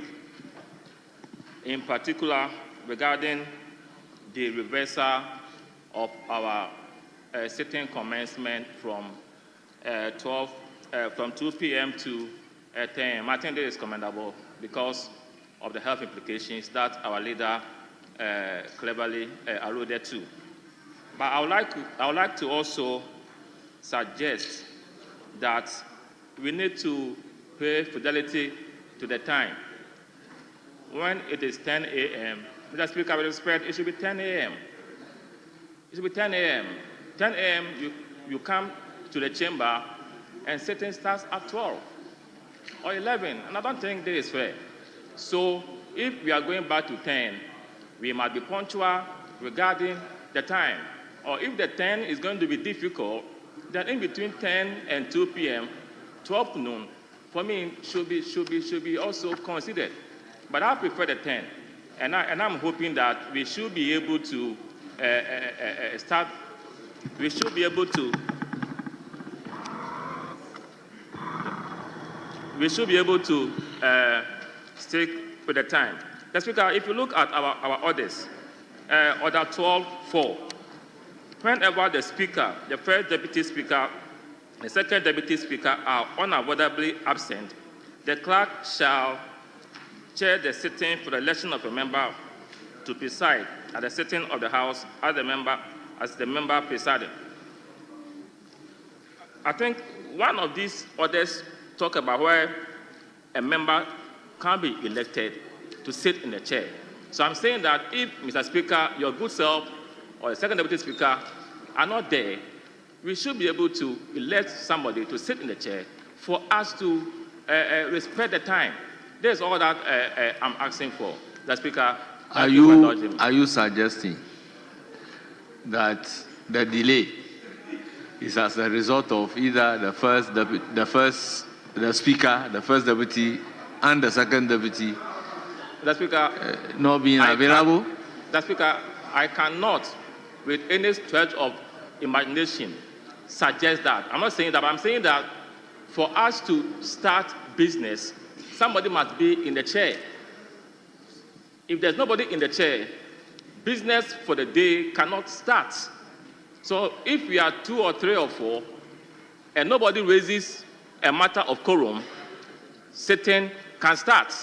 So I think that it is the speakers who can help us to respect the new time set to 10.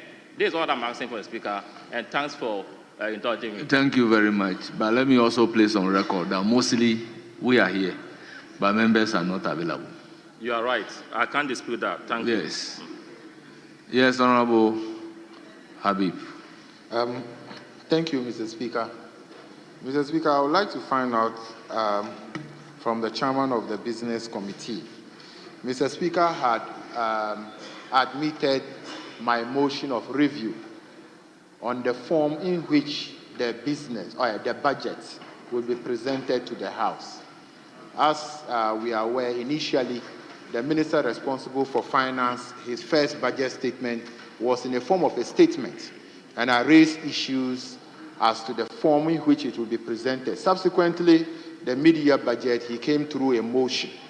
So it is not captured on the business statement, and I think that this is very important, considering the fact that this is a business. Look at item number 2D on the business statement. Yeah, Mr. Speaker, I 2D, Mr. Speaker, may be, the Speaker's motion may be debated, and there are some sequential resolutions if taken. Mr. Speaker, I don't know, because there are a couple of motions that I know. I know that they're able... So it means that the motions that are going to be taken within the week are not listed here. So by the application of adjustment generis, if yours is a motion, it can be taken under this item. Don't you agree with me? Mr. Speaker, I'm guided, and if that is the case, I will rest that matter for now. And Very then well. The second thing is that the reason the business committee is giving us based on the change of time of sitting, I think it's a bit problematic, because there was reasons why we said we should sit at 2. And among many other was the fact that we have ministers and deputy ministers and other people who have government engagement, so that from morning until 2 o'clock, they'll be able to do their official work, and then they can attend to their house by 2 p.m. If it is the case that we want to change it to 9 a.m., I don't think it will cure the problem that we identified earlier on. Our standing orders have made it clear that normally sitting should be 5 hours. And if we are going to sit more than 5 hours, then the speaker can give that directive. So if we can manage our time based on the business that the majority has, and then they can prioritize the business that they are able to do, the timing will not be a problem. But I still think that the reason the chairman of the business committee had given is something that will not stand the test of time. Because if we don't, like Professor rightly said, if we don't start exactly 10 o'clock, we will definitely run into the evening.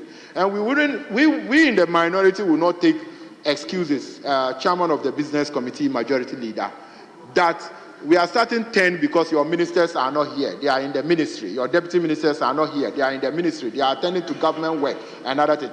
That we have made provisions for. If we are starting at 10 and we agree, we will not take excuses as to why ministers are not in the chamber to attend to either questions or business. So I think we need to look at it properly. And if we can, if it is the case that it's always going to be 10, or if we are to vary it based on the kind of work that we have in the chamber, then we will be guided by that. But I think that the change of time will not cure any problem. It would rather cause problem for you, Majority Leader, because many of your ministers might not be in the chamber by then. By 2 o'clock, we could see that many of them do attend when we give them the 2 o'clock time. So I think that we should look at it properly. Thank you, Mr. Speaker. Yes, I did raise the motion. Very well. Yes, you have the floor. Thank you, Mr. Speaker. Mr. Speaker, I also want to commend the Business Committee for putting out this statement. Except that I observed that there was no questions programmed for the week and list of questions programmed for the week. I remember that I had 3 questions for the Minister for Roads and Highways, bordering on some very urgent roads that were ongoing but are stored in Deu, Abonsen, Aseseso, and then Asasioko area.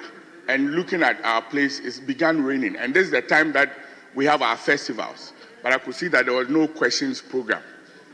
This has already been filed, so if the Business Committee could look at it. Again, Mr. Speaker, I want to commend you and the staff and the team management for this beautiful work done. However, if you go to our offices, you can see that especially on the 11th, 8th floor west area, a lot of the ACs are not working. So I thought that while this good work had been done here, we could have extended it to the offices before coming. So, Mr. Speaker, these are a few things that I want the Business Committee to note. Thank you very much.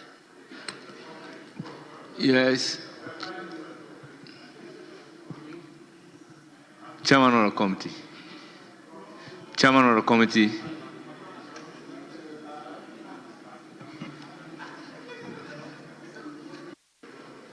Right Honourable Speaker, the issue of ministers making themselves available will be addressed once ministers are certain that when they come to the House at 10, government business will shortly be taken. Very often, a minister has business. He comes or she comes to the House, and then we start with statements. The minister will not know exactly when the statements will be over, because it will be subject to the contributions that members may make and the discretion of the Speaker. And then question time. We start a question, follow-up questions. Some ministers provide very lengthy answers. And so when you have government business, ministers cannot really plan. They can come and then they spend the whole day here.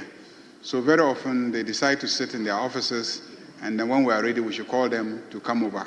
So the discussion at Business Committee was to create certainty so that ministers know that when we start sitting, the first item will be government business. So that business will be dealt with, and then they can go and we can remain and take our personal business. If the personal business has to do with that minister, then the minister has to stay, because members asking questions are personal businesses. But if the question is asked to you as a minister, you have to be here to answer that question. So you must be here. And statements are personal businesses. But when we have a bill and when we have agreements to approve, when we have loan transactions to approve, and etc., those are government business. And in those cases, we often have to vote. And the MPs also complain that when they come, so many questions are being asked, follow-up questions, and then statements are being made. And if the person really has no interest in the question or even the content of the statement, they have to sit through and never know exactly when government business will be taken so that their votes will be required. So very often they step out and then they never come back, or they decide that they're going to go sit in their offices and watch us on television, and when it's time for government business and their votes will be needed before they come. So we consider that, but let's not also forget that because we're sitting in the afternoons, very often by 10 p.m. we're still in this chamber.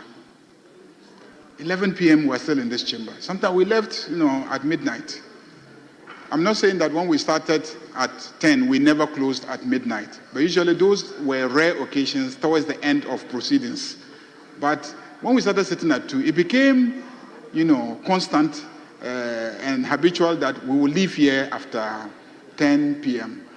And most people's private routines don't start in the afternoon. Whether Parliament is starting at 10 or starting at 2 p.m., people will have to send children to school early in the morning, so they will wake up early in the morning anyway. And yet, they will also come to Parliament and sit and close at 10, 11, 12 midnight. So it was beginning to really take a toll on the health of members. And so it was even difficult to keep them in the chamber. So at Business Committee, we considered all that and decided that we should revert to the 10 a.m.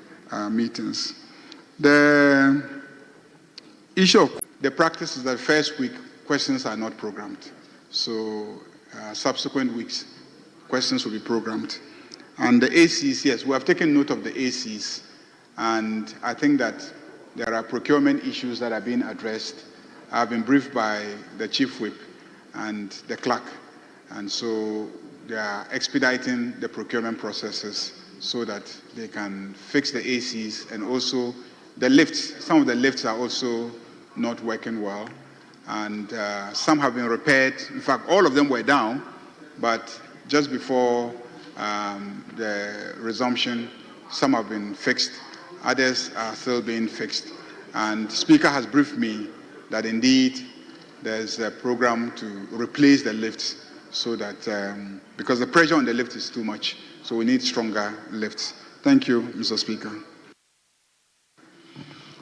Yes, Honorable Minority Leader. Yeah, Mr. Speaker, I want to thank the Leader of the House for taking us through the Business Committee's report for the ensuing week. There are some few observations I want to put across. So, Speaker, one, on the listed business of members, questions and motions. So, Speaker, we have a backlog of questions. I would plead with Leader of Government Business to work closely with the clerk at table to program the ministers to come. And to our dear ministers, they should prioritize Parliament, because some of the last-minute excuses affect members. So, Mr. Speaker, if this week we are not going to have them in, I would plead that the necessary correspondence should get to their desk for them to start coming to answer questions next week. Then, Mr. Speaker, on motions, we have this important motion that I moved. Mr. Speaker, it was seconded and debates commenced. It took us over 7 weeks. We couldn't take the motion on the mass dismissal. The need for Parliament to invite the Chief of Staff to provide guidance. Yes, that is the motion. It's not, it's a matter of record. Because, Mr. Speaker, the burden of that motion really is whether or not the Chief of Staff can, by an administrative directive, instruct chief executives of state-owned institutions to terminate contracts of their employees.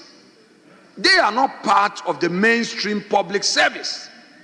The fact that the state has majority shares in an enterprise does not give unfettered powers to government to, as it were, direct termination of employment. Mr. Speaker. Honorable Minority Leader, respectfully, is your concern not addressed by item numbered 2D? My view is that it is here. There are motions and resolutions. Mr. Speaker, motions may be debated and there are consequential resolutions, if any, taken during the week. And it is the order paper that will specify the motions that are supposed to be taken. So for the purposes of the business statement. Yes, Mr. Speaker, thank you very much for the guidance. We always learn at your feet. Mr. Speaker, the mainstay of my submission really is the fact that this is general. I am only appealing to the leader of government business to ensure that we don't just make general provisions, but then we should ensure that the item or the subject matter appears on the order paper. That is the burden of my call. Okay. Yes, so I agree with you on that score. And I'm taking the opportunity to further reiterate the fact that, Mr. Speaker, these are human rights issues. These are human rights issues.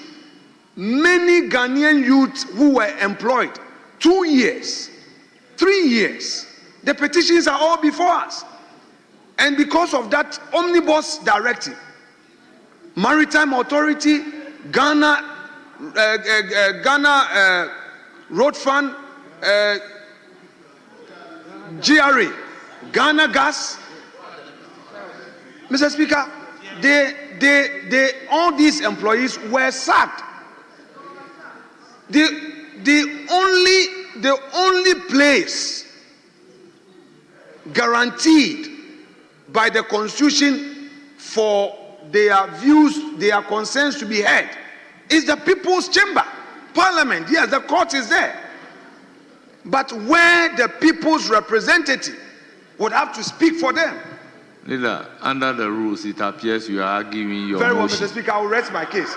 Mr. Speaker, I will rest my case. I just needed to bring that to the attention of the House. My last point, Mr. Speaker, the majority leader in his opening remarks underscored an important point, that the one who has been nominated for Chief Justice position must come prepared to earn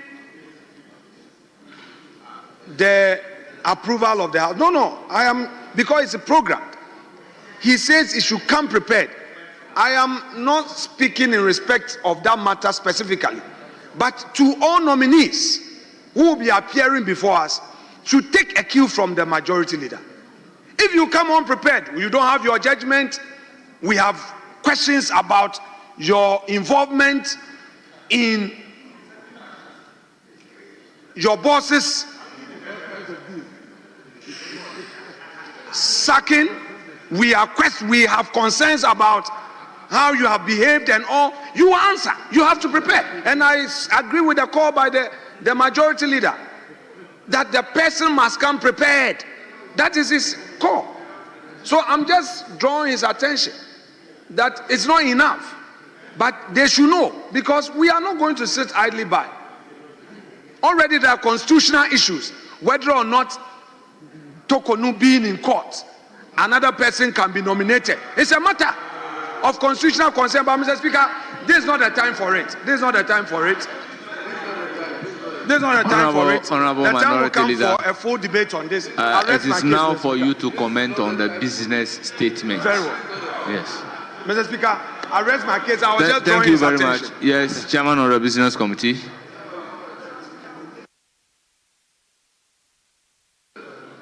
Thank you very much. I just want to assure the minority leader that we will make sure that when questions are asked, ministers are notified and they appear in the House to answer those questions.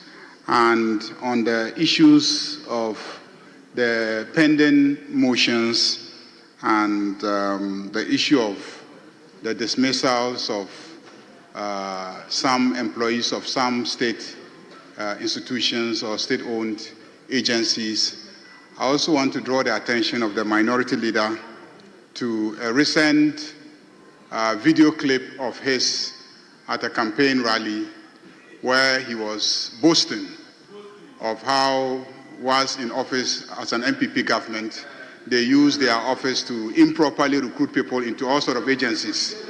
including the security agencies. He clearly indicated that the MPP in government abused his office, appointees abused their office, and they recruited not going through the proper recruitment channels and filled vacancies with party faithfuls. And they were daring the NDC. They were daring the NDC to see if the NDC will also be able to fill those public offices with their party faithfuls. By those statements, you had justified the decision to dismiss those people.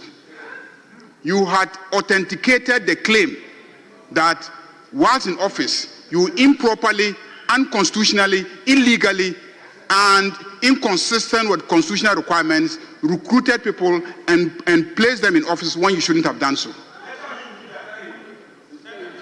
So you cannot be making those statements at rallies and then come to this chamber and say that we should investigate those recruitments and the dismissals.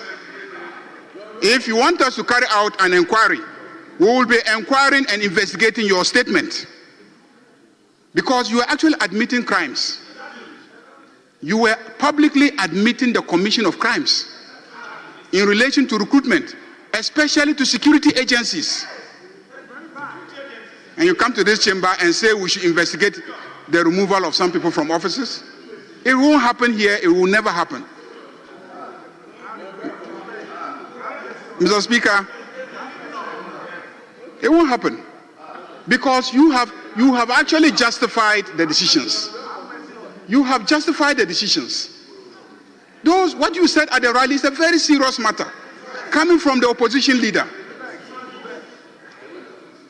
Other people are actually calling on us in the NDC that then we should probe all the recruitments that took place, because you have publicly indicated that whilst in office, you use your office to staff public agencies with party faithfuls. How did you do that? And you are trying to create problems for the NDC administration and trying to trap us to behave like your government. We will not behave like you. We will not behave like you, because Ghanaians rejected you overwhelmingly for behaving that way. We don't want to be rejected by Ghanaians, so we will not follow your footsteps. We will not be enticed by your statements. You should be apologizing to Ghanaians for what you did. Mr. Speaker, on that note, let me assure members.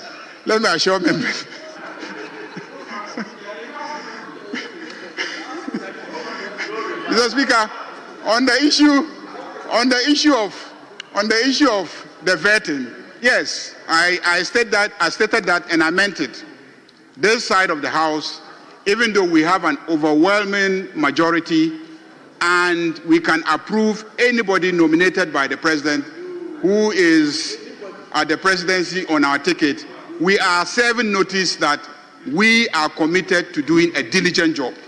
And so anybody appearing before this House will be properly scrutinized, and the person should earn their nomination and the approval of this House. So that we are committed to. Mr. Speaker, I thank you very much. Honourable Minority Leader on the business statement. Mr. Speaker, the Majority Leader at the dispatch box made some statements that have gone into Hansard. And since I'm right here, it is important to set the record straight and put the appropriate facts out. Mr. Speaker, it is a fact that upon the assumption of the office of the MDC,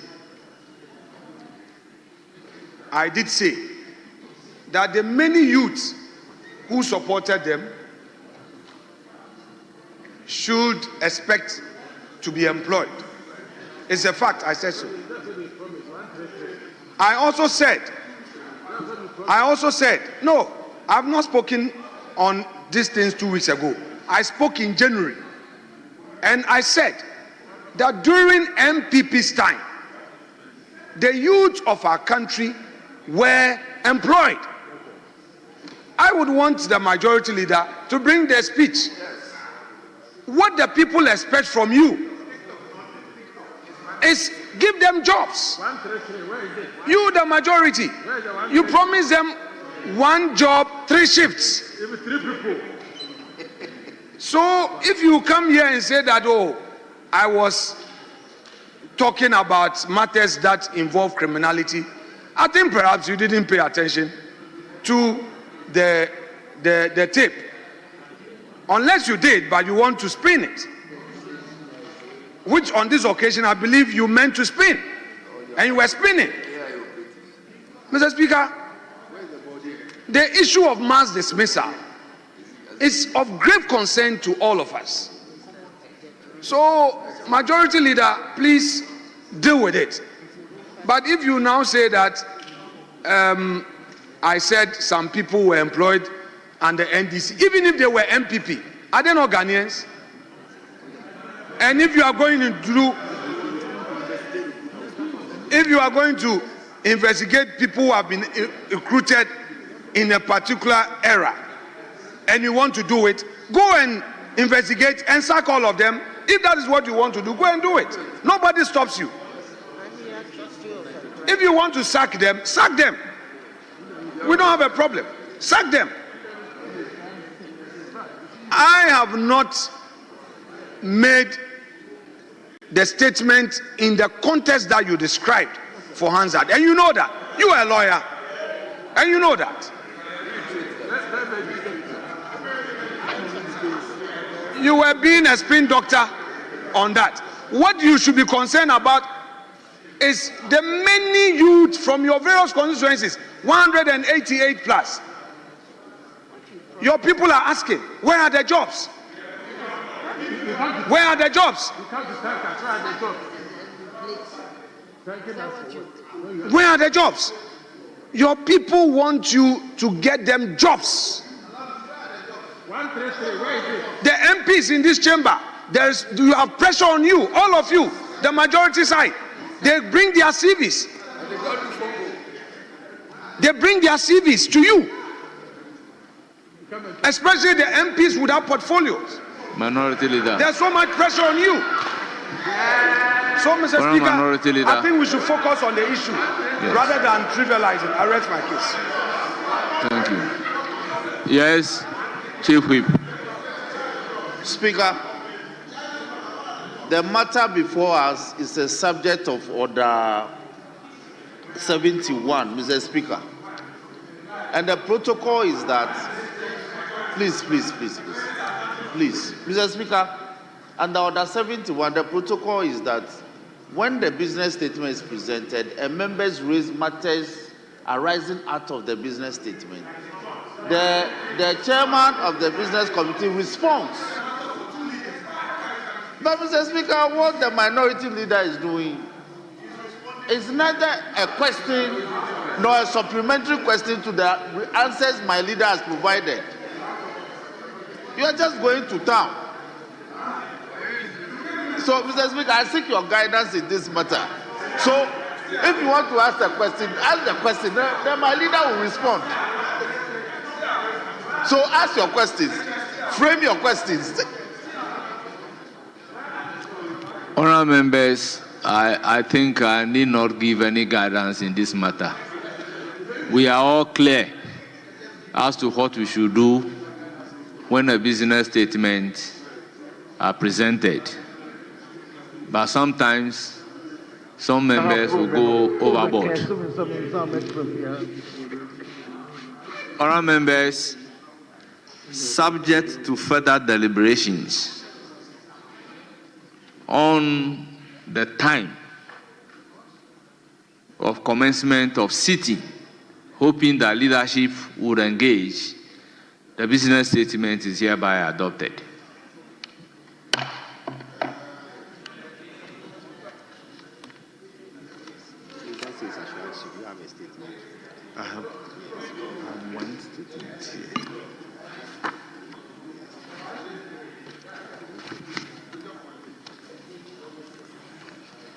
So, honourable members, statement.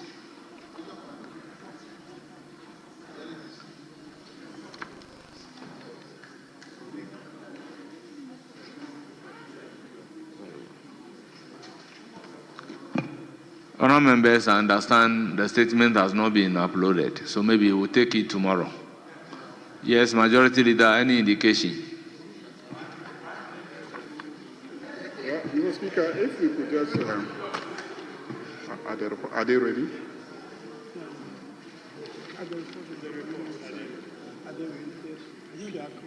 Statements. Yeah, Mr. Speaker, I think we can take item number 10. We can just lay the reports and then we can take an adjournment. At commencement of public business, presentation of papers. Item numbered 10I by the Majority Leader. Annual statement by the Audit Committee of the Public Interest and Accountability Committee for the year 2024. Honourable members, the statement has been duly presented and it is referred to the Finance Committee for consideration and report. Item numbered 10II. Annual statement by the Annual report of the Public Interest and Accountability Committee on the management and use of petroleum revenues for the period January to December 2024.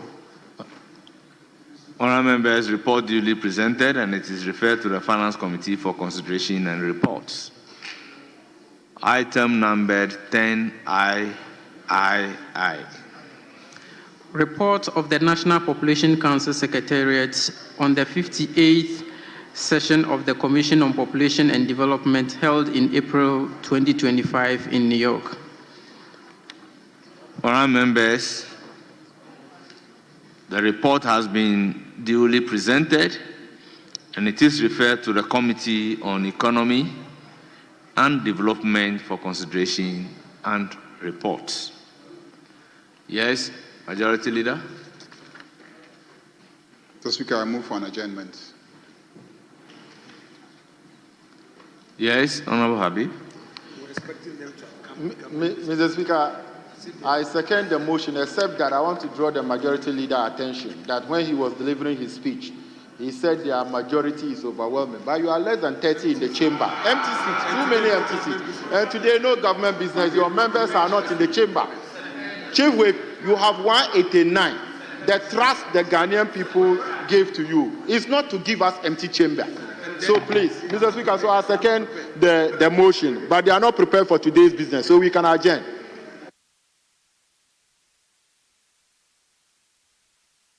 Yes, Majority Leader. In the circumstances, are we adjourning to 10 o'clock or 2 o'clock?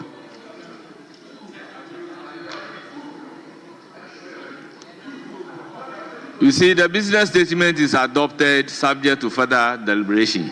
So the status quo must remain until the conclusion of the deliberation. Yes, yes. Honourable members, yes? Mr. Speaker, for the record, yes. we're coming back 2 p.m. tomorrow, God willing? I will say so. Very well. Honourable members, motion moved and seconded, and it is for the consideration of the House. As many as are in favor of the motion say aye. Those against say no. The ayes have it. The motion is carried. The House is accordingly adjourned till Wednesday, 22nd day of October 2025 at 2 o'clock afternoon.